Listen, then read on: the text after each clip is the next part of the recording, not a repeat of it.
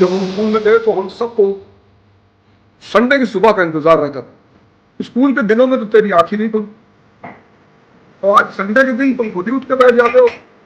मन की साधना कराकर कई लोगों की असाध्य बीमारियां ठीक कर, जो जितना बड़ा रस करेगा उससे जीतने की उतनी ज्यादा संभावना। जय हिंद फ्रेंड्स। तो आज संडे की सुबह हर आदमी को थोड़ी सुविधा मिल जानी चाहिए। जब हम स्कूल में थे तो हम सबको संडे की सुबह का इंतजार रहता था। संडे की सुबह इतनी कीमती होती थी हमारे लिए। कीमती इसलिए भी होती थी कि मैच खेलना होता था, इतना उत्साह होता था सुबह उठने का। हमारे माँ बाप कहते थे कि भाई एक बात बता, स्कूल के दिनों में तो तेरी आंख ही नहीं खुलती, और आज संडे के दिन तुम खुद ही उठ के बैठ जाते हो। यानी अगर उद्देश्य मन का हो, मन के अनुसार हो,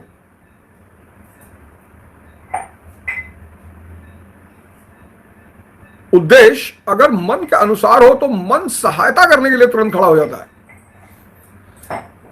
यह मन की सबसे खास बात है।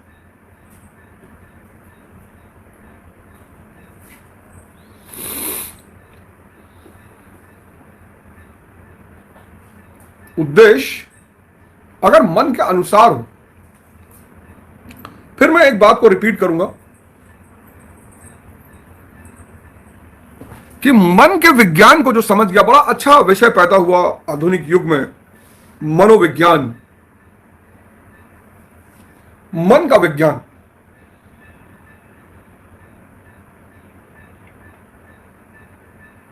भाई अब तो सारे अंगों के अलग अलग डॉक्टर हैं। आंख का अलग है, नाक का अलग है, कान का अलग है, किडनी का अलग है, लीवर का अलग है, हार्ट का अलग है। तो मन का भी विज्ञान होना चाहिए, मन का भी डॉक्टर होना चाहिए। तो पश्चिम ने मनोविज्ञान शब्द पैदा किया, अच्छे अच्छे साइकोलॉजिस्ट दिए। इमाइल कुए बहुत फेमस। इमाइल कुए, हालांकि सिगमंड फ्रॉइड का बड़ा नाम है, लेकिन इमाइल कुए बहुत फेमस।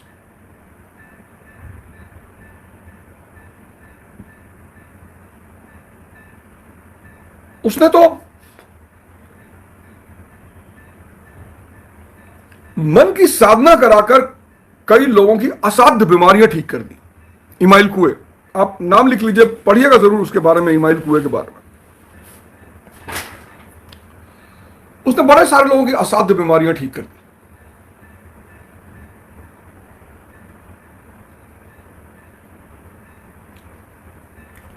अब मन का विज्ञान यह है, मैं 4 पार्ट में उसको बताता हूं। 4। पहला, आप मन को समझना शुरू करें।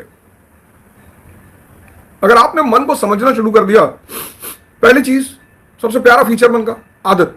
आप इसको किसी भी चीज की आदत डलवा सकते हो। सबसे प्यारा फीचर मन का, आदत। 21 दिन लगातार आप किसी काम को कर लो, वो आपकी आदत में शुमार हो जाता है। यह सबसे प्यारा फीचर है मन का। भैया आप देखो, सिगरेट अगर आप पीते हो, आदत ही तो है।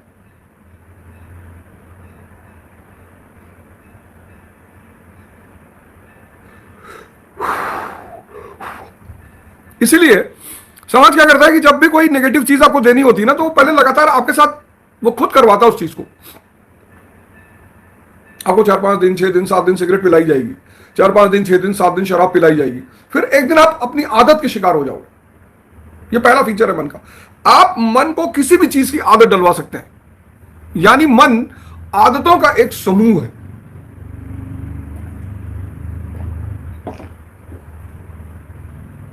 यह बहुत बहुत क्रूशियल फीचर है मन का, आदत। इसको नोट करिए, मन यानी आदत।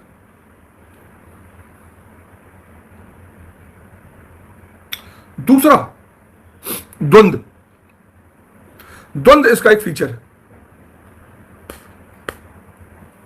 जितने लोग तैयारी करते हैं उसमें 90% लोग इस चीज के शिकार होते हैं, मेरा होगा कि नहीं होगा। और यह द्वंद्व व्यक्ति को बहुत परेशान करता है। इस दुनिया में एक ही चीज है जो सुनिश्चित है, और वो है मौत। जिस दिन व्यक्ति पैदा होता है उस दिन वादा करके जाती है कि किसी दिन आएंगे, और आती है। ऐसा कोई आदमी ही नहीं जिसको उसने धोखा दिया हो। ऐसा कोई व्यक्ति ही नहीं है जिसको मौत ने धोखा दिया हो। मौत को छोड़कर इस दुनिया में सब कुछ रिस्क है।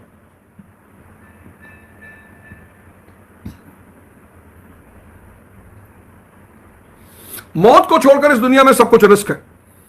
आज रात में 9 बजे गीता का प्रोग्राम रहेगा, आज के शो को जरूर देखिएगा। आज के शो को जरूर देखिएगा।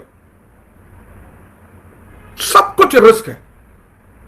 अगर आप ध्यानी हैं और जागृत हैं तब तो आप भविष्य देखते रहेंगे, वरना इस दुनिया में सब कुछ रिस्क है, सब कुछ। लेकिन जो जितना बड़ा रिस्क लेगा उसके जीतने की उतनी ज्यादा संभावना, और जितना बड़ा, लेकिन हाँ, रिस्क पागलपन की तरह नहीं लिया जाना चाहिए। जैसे मैं बताऊं, मैं जब आईएएस की तैयारी करने आया तो रियलिटी में, मतलब वास्तविक रूप से मुझे कुछ नहीं आता था। मैं पढ़ने लगा था इलाहाबाद यूनिवर्सिटी में, नो डाउट मुझे पढ़ने का शौक पैदा हो गया था, पढ़ने में मजा आने लगा था। ऐसा नहीं था कि मैंने ऐसा रिस्क ले लिया था कि साहब इलाहाबाद यूनिवर्सिटी से फर्स्ट डिवीजन पास हुआ मैं। वो पहली घटना थी जिसने लोगों को बहुत चौंकाया था, मतलब जो जान गए थे उनको, ऐसा कैसे हो सकता है। लेकिन फिर लोगों ने सोचा भाई नकल करके पास हो गए होंगे, या फिर वगैरह वगैरह जुगाड़ लगवा दिया, आंसर राइटिंग करने वाला किसी को बिठा दिया।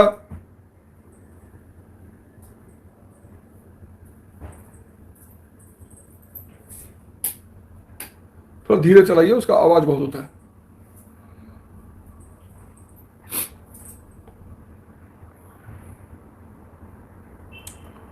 जो सबसे पहली घटना ने सबको आश्चर्यचकित किया था वो जब मैं इलाहाबाद विश्वविद्यालय से फर्स्ट डिवीजन पास हुआ। आप आरटीआई लगा के देख लीजिए, लगाया ही होगा बहुत सारे लोगों ने।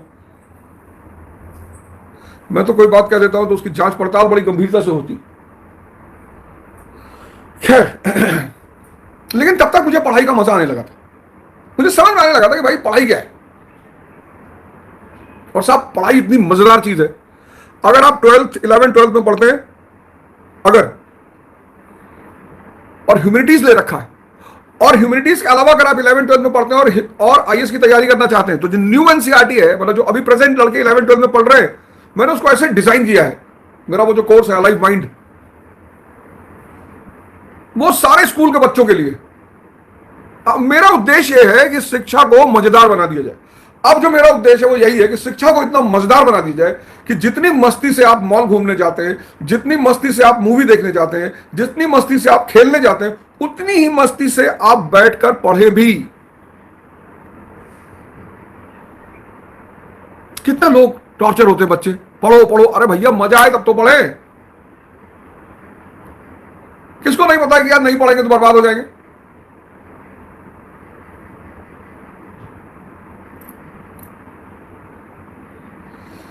तो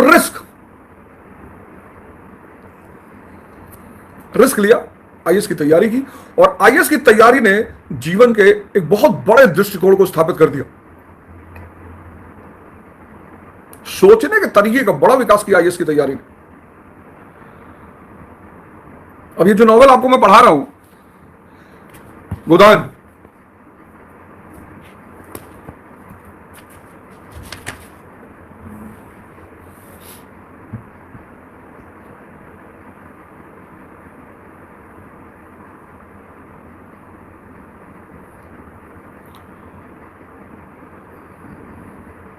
मैं थोड़ा सा वेट कर लेता हूं कि भाई जितने लोगों को आना होगा आ जाएंगे। तो मन का पहला फीचर है आदत, दूसरा फीचर है द्वंद। द्वंद से बचिए, रिस्क लीजिए, लेकिन लेकिन कैलकुलेट करके रिस्क लीजिए, बैठ कर। आपको नहीं पता आप आईएएस बनेंगे कि नहीं बनेंगे, ये तो एकदम क्लियर है। आपको नहीं पता कि आप मंत्री बनेंगे कि नहीं बनेंगे, लेकिन आप यकीन मानिए कि जितना बड़ा खतरा आप लेंगे, कैलकुलेटेड, उतनी बड़ी उपलब्धियों के आसार बन जाएंगे। बहुत पढ़े लिखे लोग मेरे साथ थे जिनको पढ़ने का शौक था, 12th टॉपर थे। मैंने उनसे कहा यार तू भी आईएएस की तैयारी कर ले, पर वो नहीं किया। अगर वो करते तो शायद उनका हो जाता।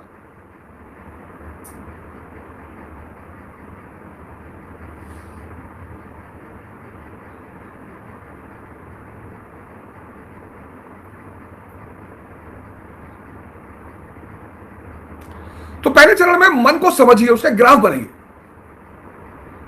खुद ही बड़बड़ाता रहेगा कुछ भी। दूसरे चरण में आप 5 मिनट 10 मिनट बैठिए, मन का अवलोकन, इंट्रोस्पेक्शन करिए। आपको पता चल जाएगा कि ये मन तो आपको बैठने ही नहीं दे रहा है।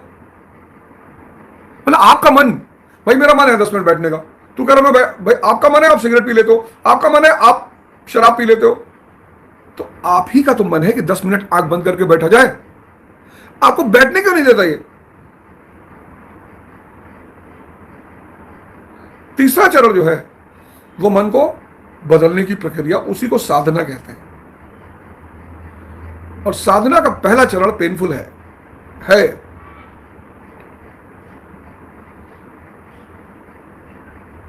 साधना का पहला चरण पेनफुल है, बहुत दर्द होता है। पर मैं आपसे बार बार कहता हूं कि जितनी चीजें खाने में कड़वी हैं वो फायदा बहुत करती। साधना का जो पहला चरण है वो पेनफुल है। अपने आप को बदलना इस जीवन की सबसे बड़ी चुनौती है, वरना अच्छे अच्छे लोग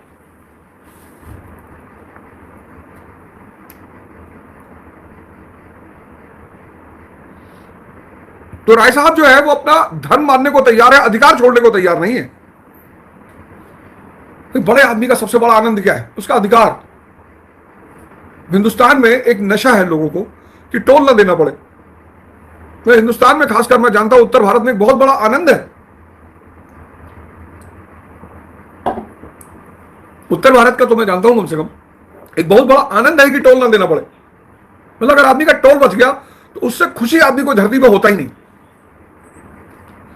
वो रोड का इस्तेमाल कर रहा है, वो सारी सुविधाओं का इस्तेमाल कर रहा है, पर वो टोल नहीं देना चाहता। ऐसे राय साहब है, धर्म का पालन करेंगे, अपनी रियाया की मदद करेंगे, दान करेंगे, अधिकार छोड़ने को तैयार नहीं है। क्योंकि बड़े आदमी का जो आनंद है वो उसका अधिकार है। जब कोई एमपी एमएलए के साथ घूमता है, एक सामान्य घर का लड़का, तो उस एमपी एमएलए का जो अधिकार देखता है उसको उसका बड़ा नशा चढ़ जाता है।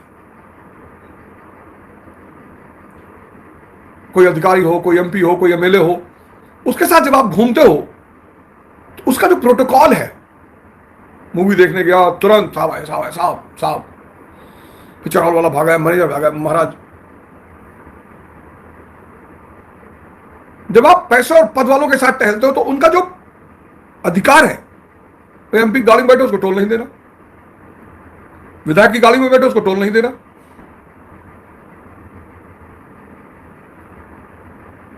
पद और पैसा अधिकार का एक ऐसा मायाजाल पैदा करते हैं कि व्यक्ति को उस अधिकार का बड़ा मजा आता है। नोट करिएगा इसको कि व्यक्ति दान कर सकता है, धर्म का पालन कर सकता है, पर अपने अधिकार को नहीं छोड़ सकता।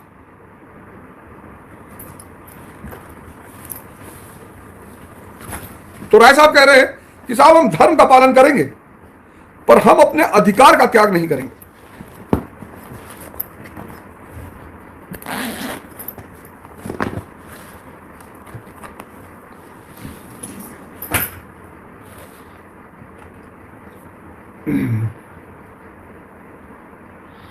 इस व्यवस्था ने हम जमींदारों में कितनी विलासिता, दुराचार और पराधीनता और कितनी निर्लज्जता भर दी।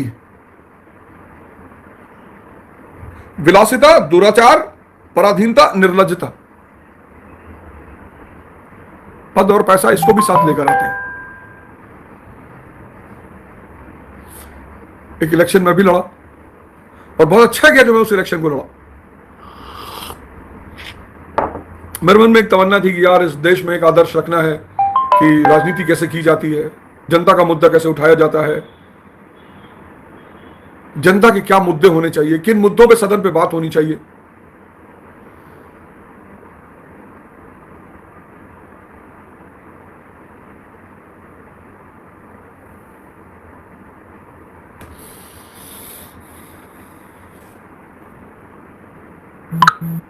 विलासिता, दुराचार, पराधीनता और निर्लज्जता,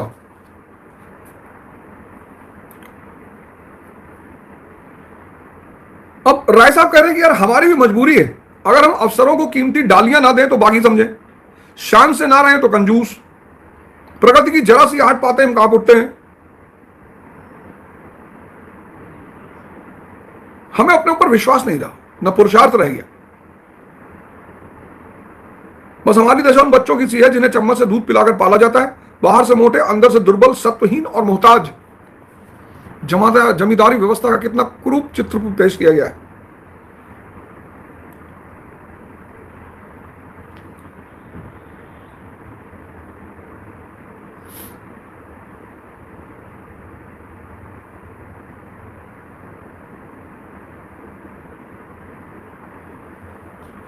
अब आलोचना चल रही है, आलोचना मैंने आपसे कहा बड़ी प्यारी बात, आलोचना चल रही है कि व्यक्तिगत बातों पर आलोचना न कीजिए संपादक जी, हम यहां समाज की व्यवस्था पर विचार कर रहे हैं। इस बात को हमेशा ध्यान में रखना चाहिए कि जब आप व्यवस्था पर आलोचना कर रहे हैं तो किसी पे व्यक्तिगत नहीं होना चाहिए। सामंतवादी व्यवस्था ने किसी भी देश को बहुत नुकसान पहुंचाया, मैं मानता हूं इस बात को। सामंतवादी व्यवस्था ने किसी भी देश को, जहां जहां सामंतवाद था, उसने उस देश को बहुत नुकसान पहुंचाया, और वो व्यवस्था है। अफगानिस्तान को तुम देखो, इस वक्त तुम अफगानिस्तान को देखो। अब अफगानिस्तान में जो हो रहा है, क्या वो कोई व्यक्ति कर रहा है? व्यवस्था कर रही है। कल अगर वहां विकास हो जाए, इंडस्ट्रियलाइजेशन हो जाए, उसका चारों दरवाजा अफगानिस्तान का खुल जाए, शांति हो जाए, व्यापार वाणिज्य फिर से बढ़ जाए, तो क्या आप किसी व्यक्ति को दोष दोगे? भारत में अंग्रेजों का शासन था, तो क्या हम किसी अंग्रेज को देखकर पीटने लगते हैं? साम्राज्यवादी व्यवस्था, इंपीरियलिज्म। यूपी के एक बहुत अच्छे नेता है, बहुत सामान्य परिवार से उठे, बहुत गरीबी से आगे बढ़े, स्वामी प्रसाद मौर्य जी।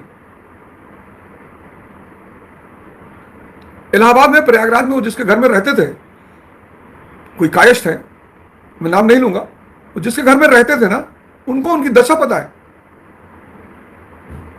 मैं 2 दिन पहले उनका भाषण सुन रहा था, ऐसे ही किसी ने क्लिपिंग भेज दी मुझे।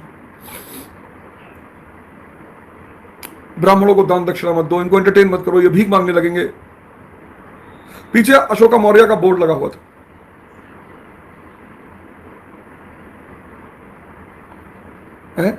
आप खुद इतने सामान्य परिवार से ऊपर उठे, क्यों समाज में वैमनस्यता फैला रहे हैं?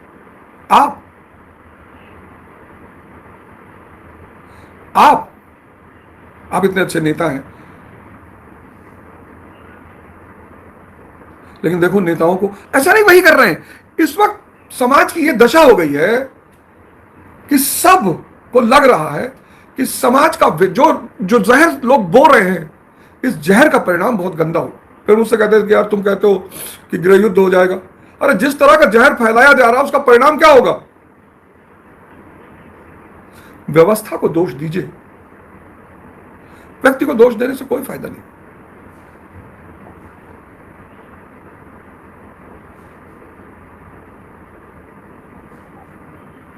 बात आगे बढ़ती है, क्लास डिवीजन पर आती है, और क्लास डिवीजन पर जब बात आती है, वर्ग विभाजन, कि इस दुनिया में बड़े छोटे हमेशा रहेंगे, बड़े छोटे रहें, ऊंच नीच का भाव ना हो। यह तो एकदम क्लियर है कि इस दुनिया में, संसार में बड़े छोटे हमेशा रहेंगे। उसकी वजह क्यों रहेंगे? भगवान ने बुद्धि सबको दी,